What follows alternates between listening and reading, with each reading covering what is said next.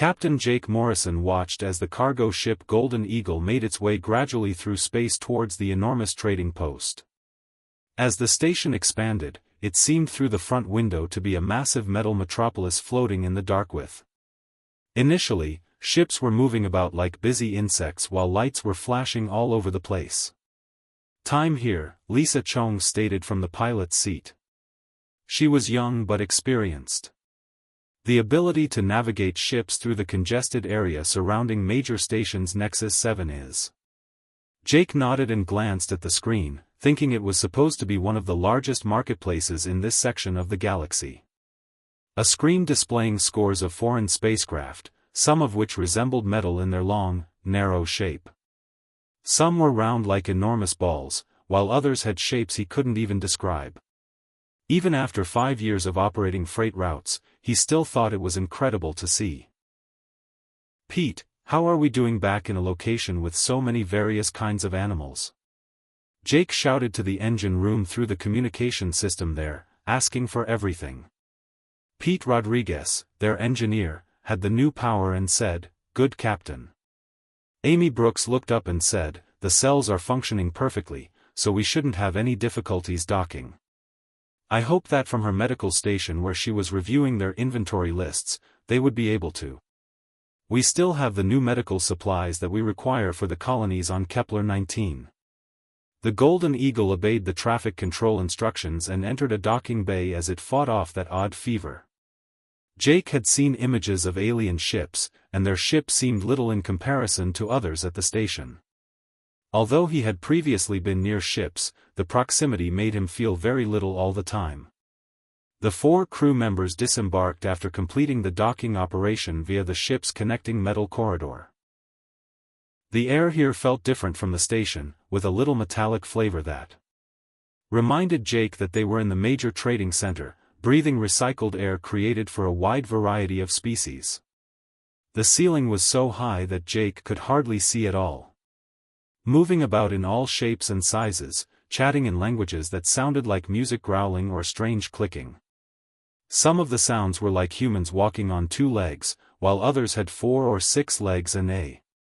"Look at how few people appeared to be moving without ever touching the ground," Lisa whispering as he gestured to a beast that resembled a strolling tree with shimmering silver bark and leaves that glowed a gentle blue. Jake advised, "Try not to stare.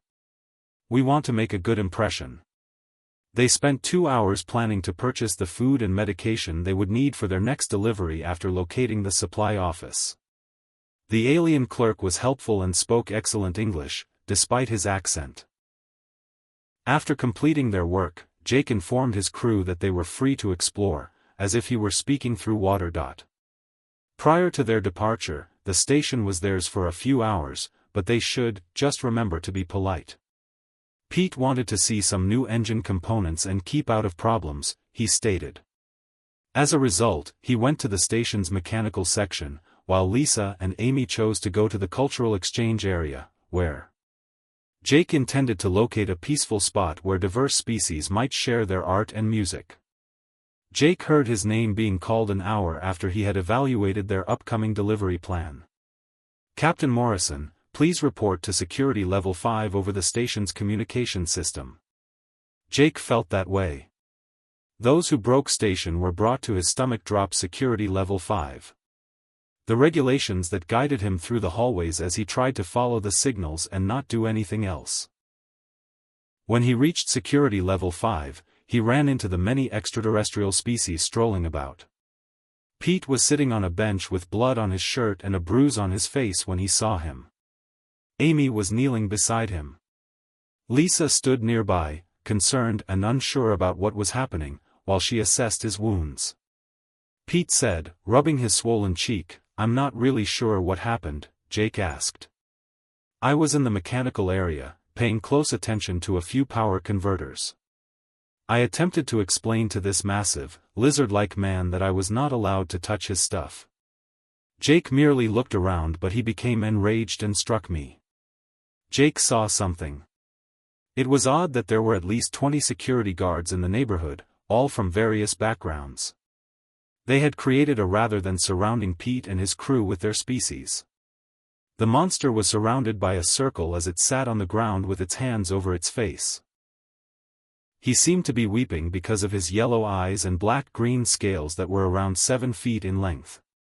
The animal pleaded in broken English, even though Jake wasn't sure if his species actually wept tears. Please.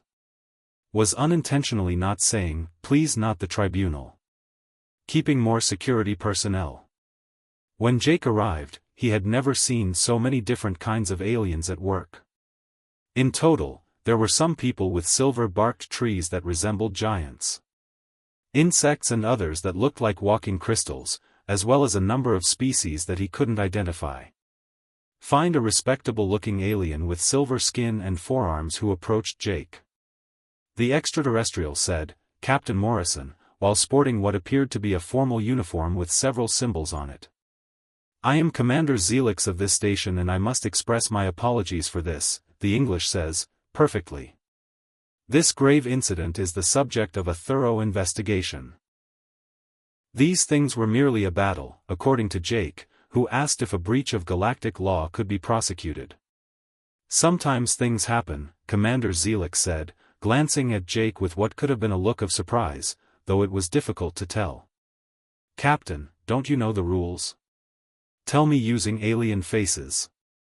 The armed commander exchanged looks in regards to regulations pertaining to human safety.